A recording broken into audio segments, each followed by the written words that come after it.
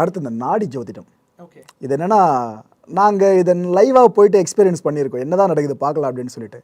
அதுல என்ன முதல்ல பொதுவா சொல்றாங்க சார். ஒரு 3-4 மணி நேரம் பொதுவா சொல்றாங்க சார். இதுதான் நடக்கும்னு சொல்லிட்டு. அதுக்கப்புறம் உங்களுக்கு ஒரு தனிப்பட்ட விஷயம் சார்ந்து நீங்க இன்னும் தெரிஞ்சுக்கணும்னா, இன்னொரு 3-4 மணி நேரம் உட்காரணும். உதாரணத்துக்கு திருமண காண்டம்னு சொல்றாங்க. நீங்க எந்த பொண்ணை கல்யாணம் பண்ணிக்க போறீங்கன்னா அந்த பொண்ணோட பேர் முதற்கொண்டே சொல்ல முடியும்ன்றாங்க. பேர் அவங்க அப்பா பேரு, அவங்க அம்மா பேரு. எஸ், இவ்வளவு அக்யூரேட்டா சொல்ல முடியுமா? நாடி ஜோதிடம் அப்படின்றது வந்து உங்களுக்கு ஜாதக கட்டத்தை போட்டு கணிக்கிற கான்செப்ட் கிடையாது. எஸ், ஓலைச்சுவடி வச்சு அவங்க பார்க்கறது. மேக்ஸே கிடையாது ஃபர்ஸ்ட். அப்படி அதுல மேக்ஸே கிடையாது. ஏன்னா அதுல கட்டம் வராது. ஆமா. ஓகேங்களா? உங்க கைரேகை எடுப்பாங்க. ஒன்னு முழு கைரேகை இல்ல கட்ட விரல் ரேகை. ஓகேங்களா? மெயினா கட்ட விரல் ரேகை தான் எல்லாரும் பாக்குறது. அது என்னன்னா அந்த ரேகைக்கு ஏதாச்சும் ஓலை இருக்கான்னு பார்ப்பாங்க. ஆமா. மேட்ச் ஆகுற மாதிரி ஓலை இருக்கான்னு பார்ப்பாங்க. அந்த ஓலை எடுத்துட்டு வந்து இவர் டிக்டேட் பண்ணிட்டு போயிடுவாரு. அந்த ஓலை எழுதி வச்சது யார் அப்படின்னா அவங்க கூற்று பிரகாரம் பல 500 வருஷத்துக்கு முன்னாடி 1000 வருஷத்துக்கு முன்னாடி யாரோ ஒரு சித்தர் இவங்க இந்த டைம் இந்த கஸ்டமர் இவங்க கிட்ட வருவாங்கன்னு எழுதி வச்சுட்டு போயிருப்பாரு. ஓகேங்களா? அதுவும் அவர் இன்ட்யூஷனில் தான் எழுதுனது. ஏன்னா 24 மணி நேரம் மெடிடேஷனில் இருக்காங்க இல்லையா? அப்போ நார்மல் மனுஷனுக்கே இன்ட்யூஷன் வேலை செய்யும்போது, தேர்ட் ஐ வேலை செய்யும்போது 24 மணி நேரமும் தேர்ட் ஐயோட கான்டாக்டில் இருக்கிறவங்களுக்கு இன்ட்யூஷன் பவர் பயங்கரமாக இருக்கும். அவங்க இந்த காலகட்டத்தில் இந்த நாடி பார்க்குற ஆள்கிட்ட இந்த கஸ்டமர் வருவாங்கன்னு அவர் எழுதி வச்சுட்டு போயிருப்பாரு. கரெக்டாக அந்த டைமில் அவங்க வருவாங்க, இவங்க எடுத்து படிச்சு விட்டு போயிடுவாங்க. உண்மைதான். ஓகே, அதில் அது உண்மை. ஓகேங்களா? ஆனால் எல்லா அந்த கரெக்டாக அந்த குறிப்பிட்ட நபர் அந்த நாடி ஜோதிடர்கிட்ட வர அந்த டைம் அந்த நாள் அது எல்லாருக்குமே எக்ஸாக்டாக மேட்ச் ஆகாது. ஒரு 100 பேர் வராங்கன்னா ஒரு 10 பேருக்கு மேட்ச் ஆகும். மிச்சம் 90 பேருக்கு என்னன்னு பார்த்தீங்கன்னா ஓலையே இருக்காது. கஸ்டமர் தேடி வந்துட்டாங்க, காசு கறக்காம விட முடியுமா? இல்லைன்னா அவங்க சாப்பாடு சாப்பிட முடியாது. என்ன பண்ணுவாங்க? ஏதாச்சும் ஒரு ஓலை எடுத்து படிச்சு விட்டு போயிடுவாங்க. தொழில் தர்மமா? நம்ம உண்மையை சொல்ல தானே முடியும். நான் என்ன சொல்றேன்னா, சார் என் வீடு சுத்தமாக இருக்கா இல்லையான்னு நான் பார்க்க முடியும். மற்றவங்க வீடு சுத்தமாக தான் இருக்கணும்னு நான் சொல்ல முடியாது. நம்ம சொல்லலாம், கருதலாம். அது சுத்தமாக வச்சுக்காது அவங்கவுங்க கையில் தானே இருக்கு. சொல்ற விஷயம் உங்களுக்கு எதிராக திரும்ப மாட்டாங்களா? என்ன சொல்கிறேன்னா, நான் உண்மையும் இருக்குது பொய்யும் இருக்குன்னு சொல்கிறேன். உண்மைன்றது என்ன? அந்த மாதிரி இவங்களுக்காக யாரோ ஒருத்தர் எழுதி வச்சு அந்த ஓலையை கரெக்டாக எடுத்து வாசிக்கிறது உண்மை. ஓகேங்களா? பொய் என்ன? ஓலை இல்லைன்னு சொல்லிட்டு ஏதோ ஒரு ஓலையை எடுத்து வாசி விட்டு போகிறது. அதனால தான் மிஸ் மேட்ச் ஆகுது. இது போல ஆட்கள்லாம் என்ன பண்ணுறது விஷயம்? மிஸ் மேட்ச் ஆகுது. சில பேருக்கு பர்ஃபெக்டாக மேட்ச் ஆகும். நீங்கள் இந்த டிமாண்டி காலனி படத்தில் வர மாதிரி அது கரெக்டாக அவங்க எழுதி வச்சிருக்காங்கன்னு அர்த்தம். கரெக்டாக அவர் அது வாசிச்சிருக்கான்னு அர்த்தம். இதில் என்னன்னா அவர் வெறும் டிக்டேட்டர் மட்டும்தான். அவர் ப்ரெடிக்டர் கிடையாது. ஓகேங்களா? அவருக்கு ஜாதகமே தெரியாது, தெரியணும்னு அவசியமும் கிடையாது. சார், இந்த திருமணம் இதை விட்டு நான் இன்னும் தாண்டி போக வரவில்லை. செவ்வாய் தோஷம்னு அடிக்கடி சொல்கிறாங்க சார். என்னன்னா இப்போ திருமணம் அந்த பொண்ணுக்கு செவ்வாய் தோஷம் இருக்கான திருமணம் நடந்துச்சு அப்படின்னா முதல் கணவர் இருக்க மாட்டார், செத்துருவார். இது போல சொல்கிறாங்க. ஆண்களுக்கு இதே போல சொல்கிறாங்க. ஆக்சுவலாக அந்த செவ்வாய் தோஷம் அப்படின்றது பிறப்புலேருந்தே ஒருத்தர் கூட ட்ராவல் ஆகுறதா இல்லை நடுவில் வந்து போகிறதா? பிறப்புலேருந்தே ட்ராவல் ஆகிறது, நடுவில் வந்து போகிறது அப்படின்றத விட செவ்வாய் தோஷன்றது இவங்களுடைய டிஸ்கிரிமினேஷனில் அது எப்படி இருக்குது அப்படின்றத நம்ம தெரிஞ்சுக்கணும். செவ்வாய் தோஷம்னா எப்படின்னா உங்களுக்கு 12 கட்டம். நான் ஏற்கனவே சொன்ன மாதிரி 12 கட்டம் இருக்கு இல்லையா? 2ல் செவ்வாய் இருந்தால் செவ்வாய் தோஷம், 4ல் செவ்வாய் இருந்தால் செவ்வாய் தோஷம், 7ல் செவ்வாய் இருந்தால் செவ்வாய் தோஷம், 8ல் செவ்வாய் இருந்தால் செவ்வாய் தோஷம், 12ல் செவ்வாய் இருந்தால் செவ்வாய் தோஷம். ஆக அந்த 5 வீடு இருக்கு பாருங்க, 5 வீட்டில் செவ்வாய் எங்கே இருந்தாலும் செவ்வாய் தோஷம். நான் என்ன கேட்குறேன்னா, இந்த 5 வீட்டில் செவ்வாய் எங்கேயாச்சும் ஒரு இடத்துல இருக்குதானே செய்யணும். அப்போ இந்த உலகத்தில் பிறந்த ஒரு 800 கோடி பேரில் கிட்டத்தட்ட ஒரு 300 கோடி பேருக்கு மேலே செவ்வாய் தோஷம் இருக்கும். ஓகேங்களா? அப்போ எல்லாருமே கல்யாணமே பண்ணாமல் இருக்கணுமா? இதான் பிரதர், பிறக்கும் போதே ஜாதகத்தில் இது வருமா இல்லை நடுநடுவில் வந்து போகுமா? நீங்கள் யோகம் தோஷம்னே நீங்கள் பிரிக்கவே முடியாதுங்க ஒரு ஜாதகத்தில். ஒரு ஜாதகத்தில் நீங்கள், அதாவது நான் என்ன சொல்கிறேன்னா, இவர் நல்லவர் கெட்டவர்ன்றதுக்கு ஃபஸ்ட்டு டிஸ்கிரிமினேஷன் கிடையாது. அதை நான் சிம்பிளான ஒரு எக்ஸாம்பிள் வச்சு சொல்கிறேன். இந்த முன்ஜென்ம கான்செப்டை வச்சு நான் சம்மந்தப்படுத்தி பேசுகிறேன். இப்போ நீங்கள் நிறைய கஷ்டம் அனுபவித்த ஒரு நபராக நீங்கள் இருக்கிறீங்க, ரொம்ப துன்பப்பட்டிருக்கீங்க வாழ்க்கையில் அப்படின்னு வச்சுங்க. தொழில் நஷ்டமாயிருக்கு அல்லது உறவு ரீதியாக நீங்கள் பாதிக்கப்பட்டிருக்கீங்க.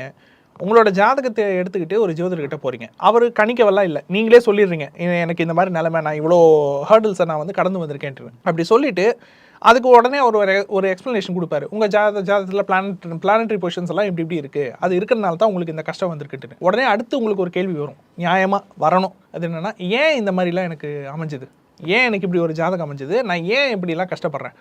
அப்போ நான் பிறக்கிற டைமில் பிறக்கிற குழந்தைக்கு அந்த ஒரு கஷ்டம் இல்லையே, நான் பிறந்த டைமில் எத்தனையோ பேர் பிறந்திருப்பாங்க, இல்லை என் கூட பிறந்தவங்களுக்கு வேறு மாதிரி ஜாதகம் அமைஞ்சுது, எனக்கு ஏன் இந்த மாதிரி ஒரு ஜாதகம் அமைப்பு அமைஞ்சுது, நான் ஏன் இந்த மாதிரி கஷ்டப்பட்டிருக்கேன் அப்படின்னு ஒரு கேள்வி கேட்டிங்கன்னா, அதுக்கு எல்லா ஜோதிடரும் யோசிக்காமல் ஒரு டக்குன்னு சப்கான்ஷியஸ்லேருந்து ஒரு வார்த்தை வரும். என்னென்னா, அது உங்களோட கர்ம பலன் சார், அது உங்களுடைய கர்ம பலன் அப்படின்ட்டுருவாங்க.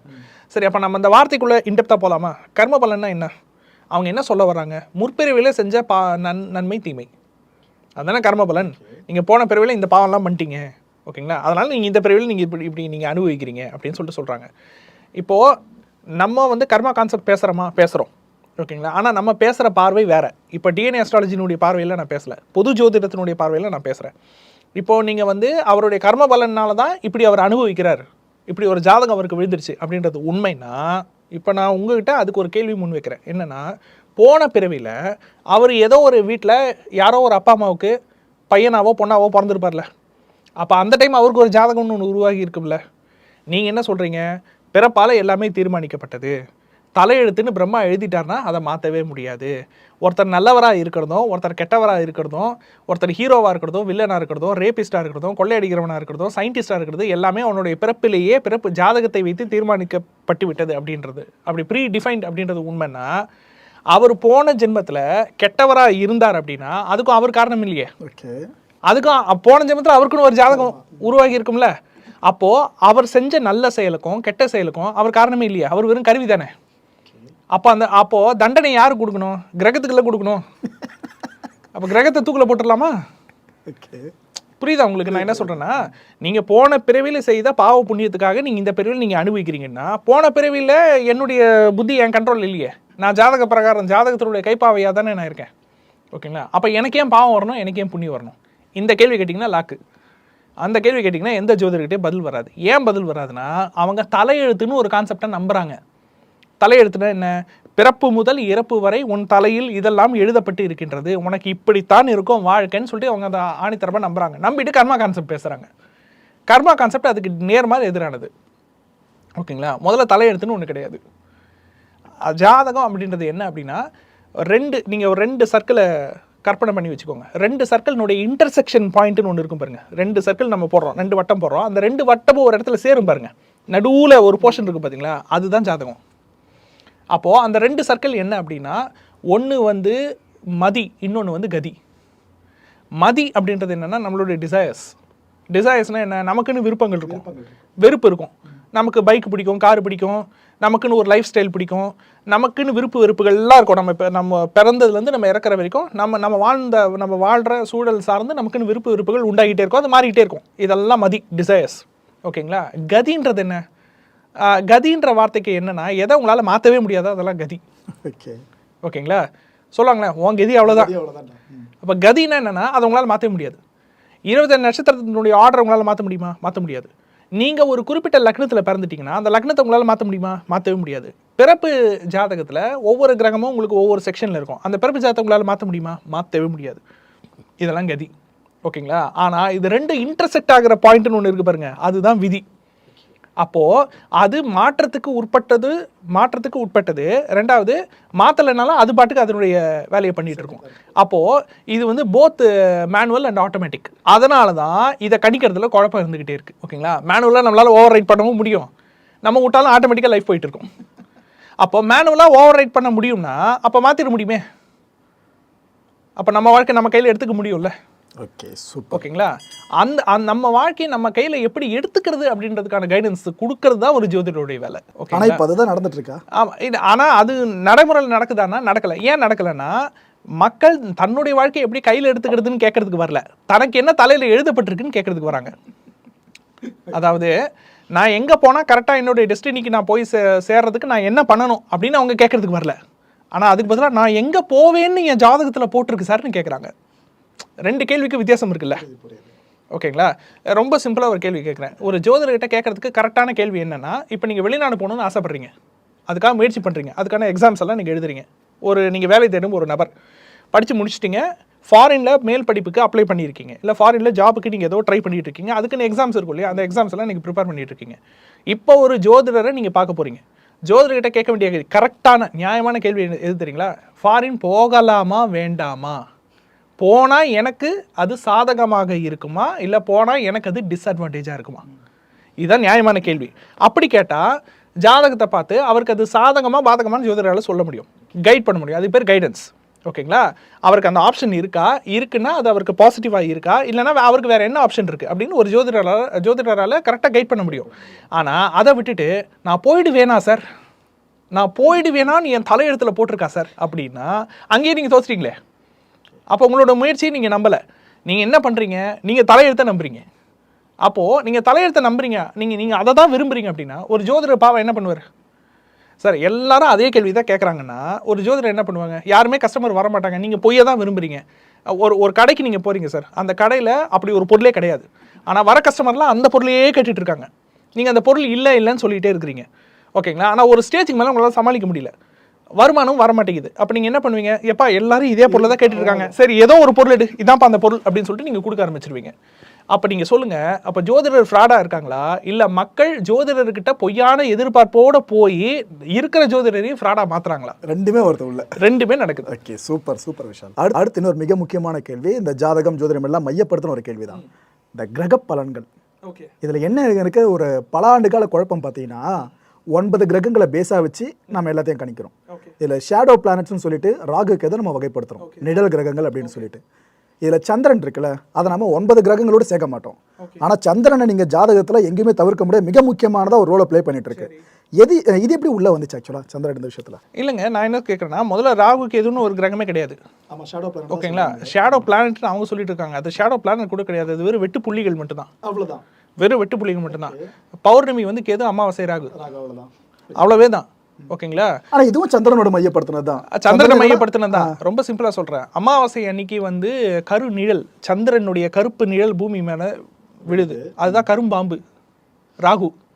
ஓகேங்களா, பௌர்ணமி அன்னைக்கு பூமியினுடைய சிகப்பு நிழல் சந்திரன் மேலே விழுது, செம்பாம்பே கேதுவே உன்னை சிரம் படிந்து வேண்டிக்கிட்டேன்னு பாட்டே இருக்குது கேதுவுக்கு. ஓகேங்களா, பௌர்ணமி அதாவது பர்ஃபெக்டான பௌர்ணமின்னு சொல்லுவாங்களே சந்திர கிரகணம், பர்ஃபெக்டான பௌர்ணமி, கரெக்டாக அந்த ஆக்சிஸில் விழுகிற அந்த சந்திர கிரகணம் வந்து கேது. ஓகேங்களா, சூரிய கிரகணம் வந்து ராகு.